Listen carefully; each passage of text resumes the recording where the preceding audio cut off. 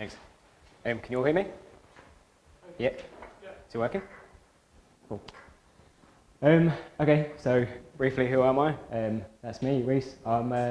That's with my newborn daughter.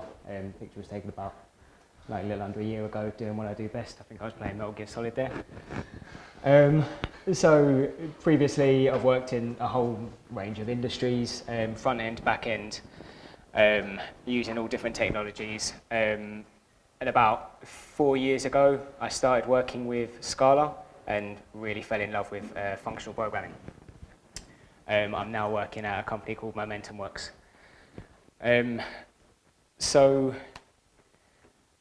when I joined Momentum Works, we were right at the start of building, about to start a new project. And one of the things we wanted to look into was how to write what frameworks and architectures are out there to help us write our application. We weren't tied down at the time with a Swift application. We could choose anything. So we were originally looking into writing a web app, and we looked into Elm. Sadly, we ended up not choosing it because we wanted to write a native application, but we absolutely fell in love with Elm on the way. We looked into Elm because it's got a nice Haskell-like syntax. It uses functional reactive programming concepts, which you'll know all about now after this morning's talks. It allowed us to define the UI in a declarative manner, using fractal components. So the architecture itself is a unidirectional architecture, which means that the data can only flow one way through the architecture. You have the model, which represents the state of the application at a given time. The state of the component at a given time. You have the view, which is a pure function, takes the model and returns the HTML associated with that, and can fire off actions. And then you have an update, which takes actions and a model and returns the updated model. So the actions themselves are descriptions of changes that can be applied to the model. They are just data themselves. So this is kind of what it looks like in code. Don't worry too much if you don't understand at all what's going on here. The points to take note are is that every component has a model. It has some actions describing things that can apply to that model. It has the update that takes the action, applies it to the model, returns a new model, and then the view that takes the model and returns the HTML associated with that. So the update function is of the form, given an action and a model, return the new action, return the new model. Now, one of the key things about this is a pure function.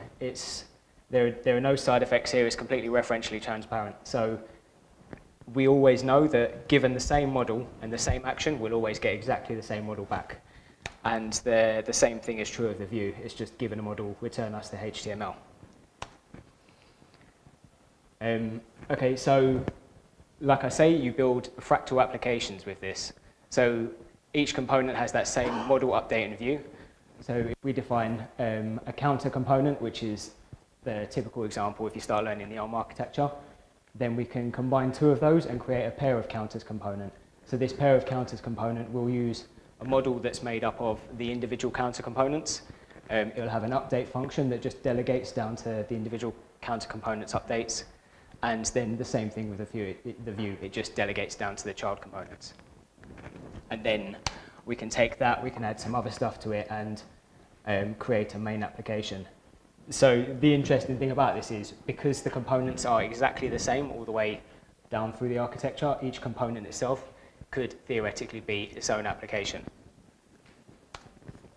If you're interested in learning a little bit more about Elm, check out the architecture guide there. So back to Swift.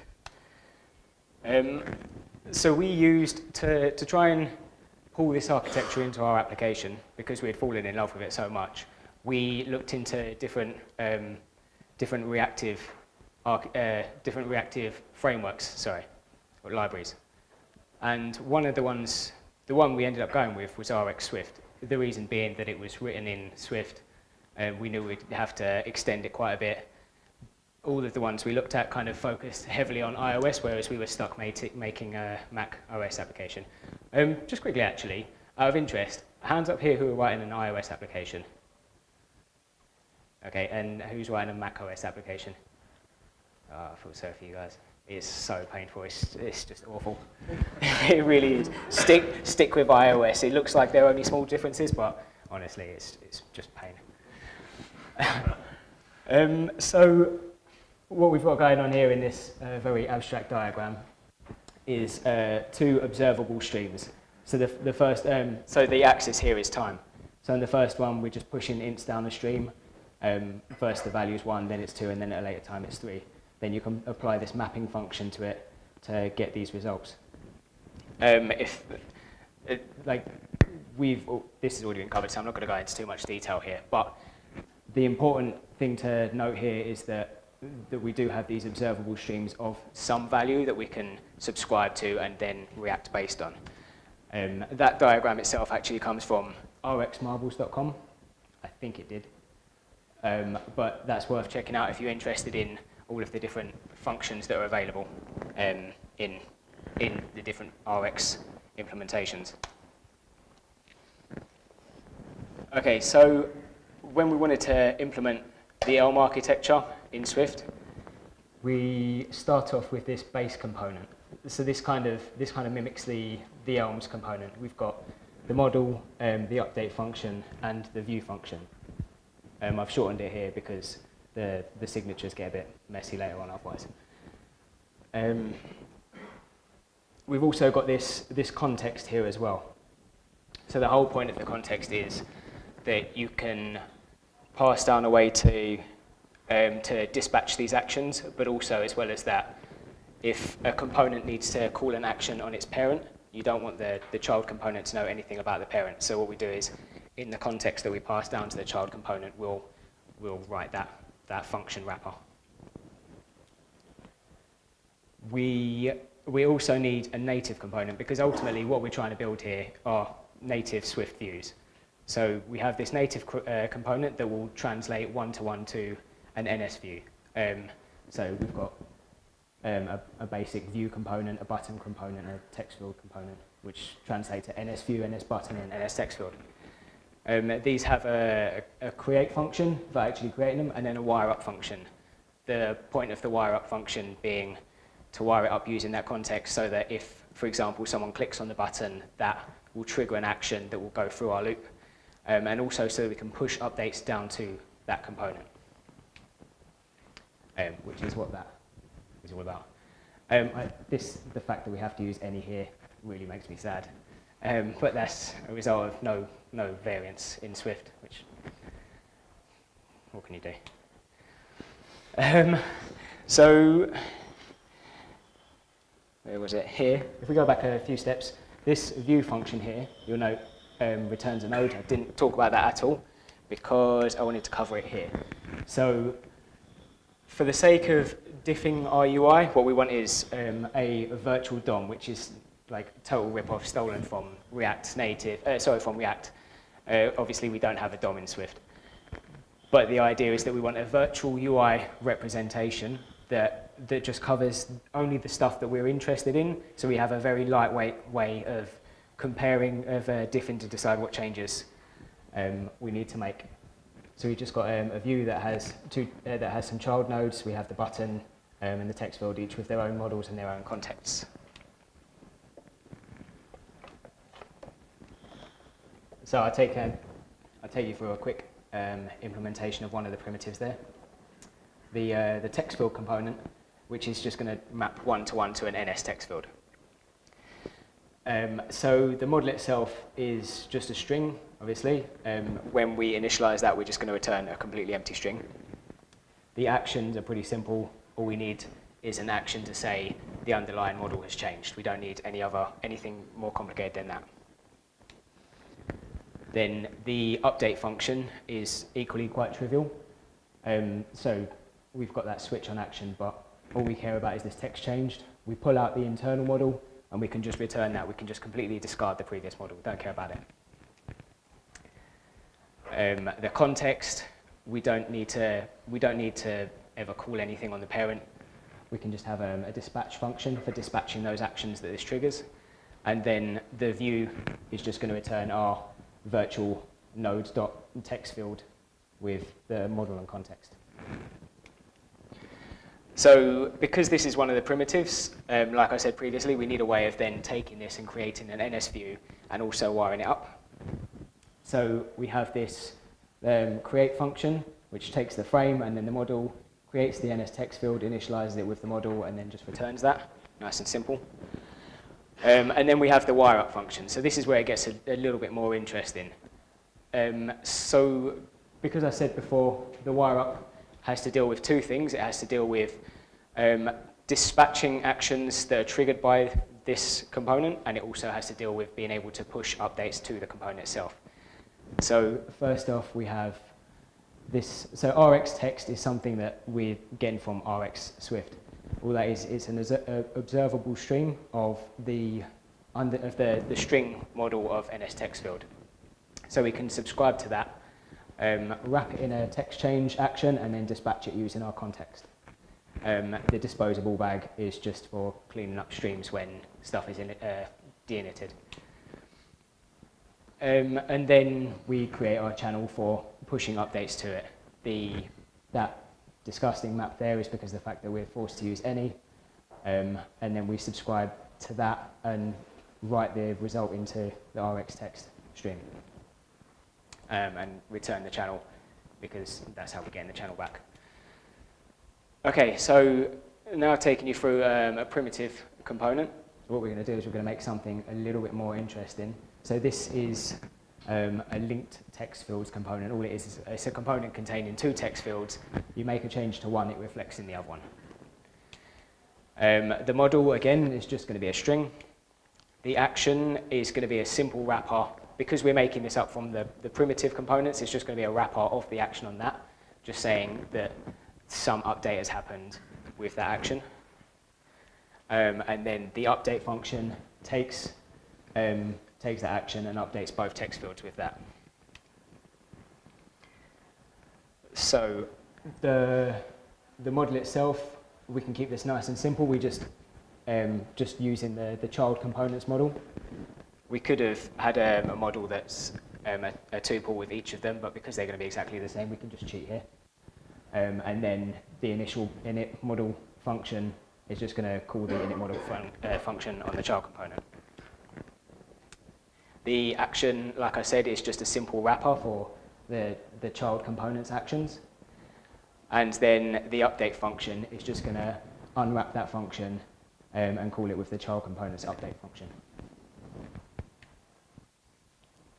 The context, again, we've got the dispatch, but we've also got an on-delete here. So this is, if we now have this component in a parent and we want to be able to have like a little X button somewhere so we can remove it, then we use that on-delete function to wire that up to the parent so that it can remove itself, basically, or so it can tell the parent to remove itself.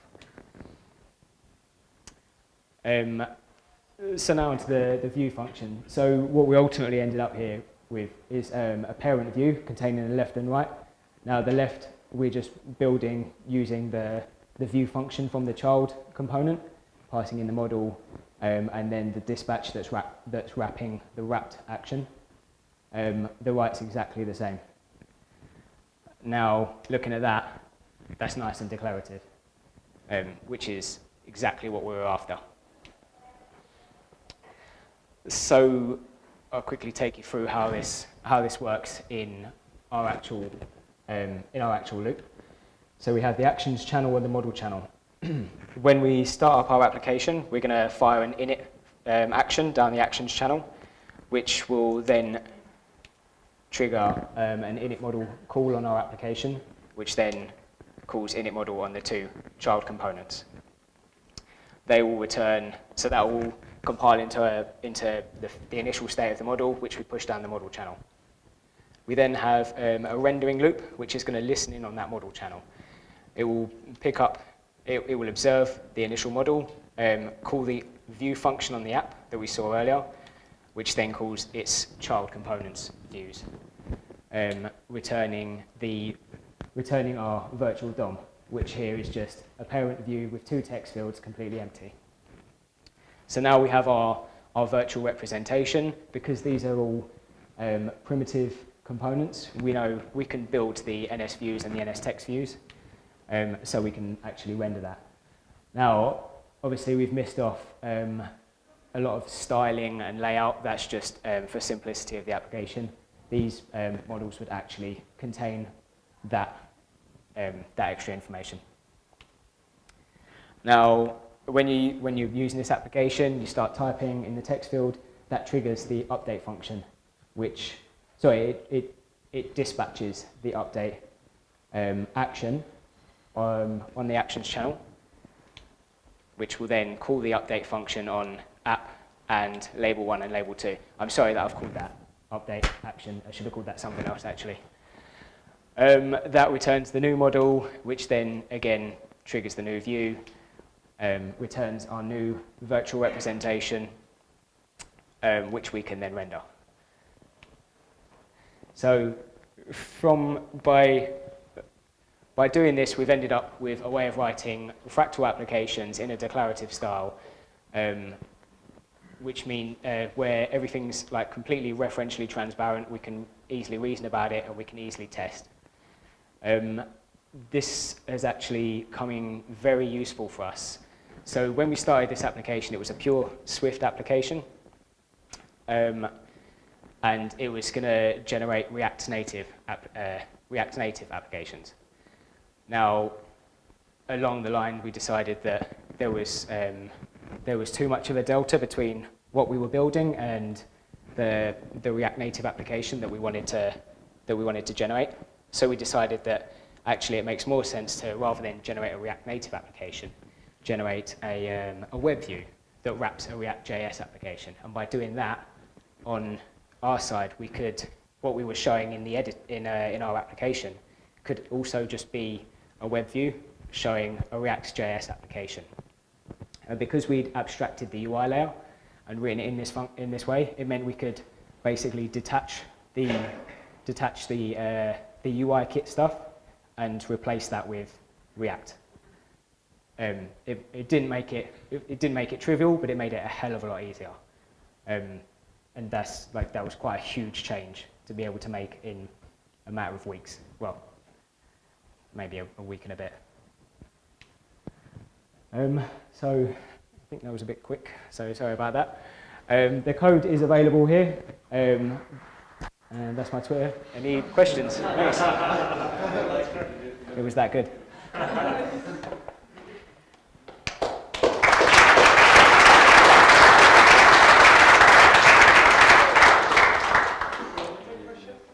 If anyone has any? Nope. Cool. Is there a PA on the app? The app that we're building, we're actually in the middle of a bit of a crunch period because we're trying to gear up for an alpha, but that's going to be closed. We'll have a public beta out hopefully soon. Any others? Cool. All right. Thanks. Go on. I thought I got away with it. Do the channels actually run on different threads? They need to? They do run on different threads, but they don't. I guess they don't need to. I'm sorry, it doesn't really answer your question. They do, though. Go back. How do you represent asynchronous actions?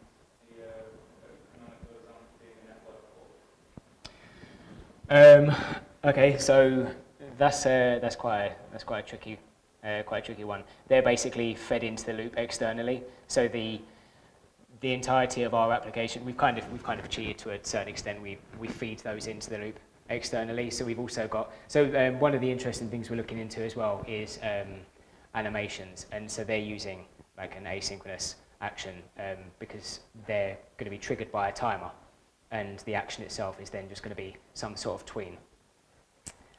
So we set up we have those asynchronous actions feeding into the loop, and then rather than just processing one action, we might process like an array of actions or something, apply the updates one after the other sequentially.